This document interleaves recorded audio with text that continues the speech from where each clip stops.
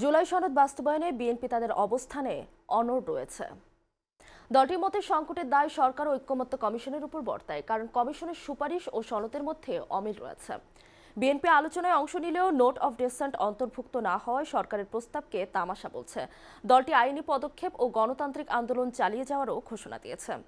BNP সনদ বাস্তবায়নে অঙ্গীকারবদ্ধ, তবে নতুন সংকট তৈরির প্রচেষ্টার বিরুদ্ধে জনগণকে সংগঠিত করবে জানিয়েছে দলটি। বিস্তারিত জানিয়েছেন শাহরিয়ার সাফাত।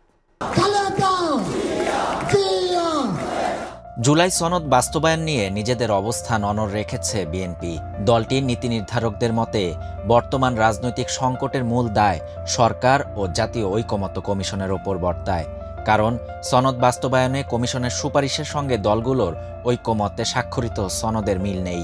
বিএনপির দেয়া নোট অব ডিসেন্ট সনদে অন্তর্ভুক্ত করার প্রতিশ্রুতি রক্ষা না করায় দলটি সরকারের আলোচনার প্রস্তাবকে তামাশা বলে মনে করছে। তবে আলোচনায় ডাকলে বিএনপি তাদের অবস্থান পরিষ্কারভাবে তুলে ধরবে। বৃহস্পতিবার গুলশানে চেয়ারপারসনের কার্যালয়ে স্থায়ী কমিটির বৈঠকে নেতারা জুলাই জাতীয় সনদ বাস্তবায়নে আইনি পদক্ষেপ ও নির্ধারিত সময়ে নির্বাচন অনুষ্ঠানের দাবি পুনর্ব্যক্ত করেন। বৈঠকে ভার্চুয়ালি সভাপতিত্ব করেন দলের ভারপ্রাপ্ত চেয়ারম্যান তারেক রহমান। সিদ্ধান্ত হয় অন্তর্বর্তী সরকারের সঙ্গে সুসম্পর্ক বজায় রেখেই বিএনপি তাদের রাজনৈতিক কর্মকৌশল পরিচালনা করবে এবং সরকারের বিরুদ্ধে যে কোনো উস্কানিমূলক মন্তব্য পরিহার করবে। ৭ নভেম্বর জাতীয় বিপ্লব ও সংহতি দিবস উপলক্ষে বিএনপি সারা দেশে র্যালি করে শক্তি প্রদর্শন করেছে।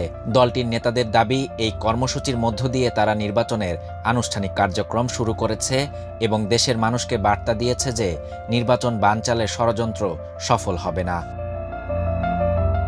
এদিকে জামাত ইসলামী সহ ৮ দলের আলোচনার আহ্বান প্রত্যাখ্যান করেছে বিএনপি। তাদের মতে রাষ্ট্রীয় বিষয়ে জামাত আলোচনার আহ্বান জানাতে পারে না। বিএনপি এই উদ্যোগকে সঠিক পন্থা নয় বলে মনে করছে।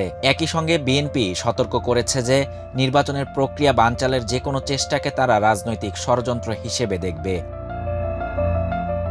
বিএনপি জানিয়েছে ঐকমত্য কমিশনে দীর্ঘ আলোচনার পর স্বাক্ষরিত জুলাই সনদ বাস্তবায়নে তারা অঙ্গীকারবদ্ধ।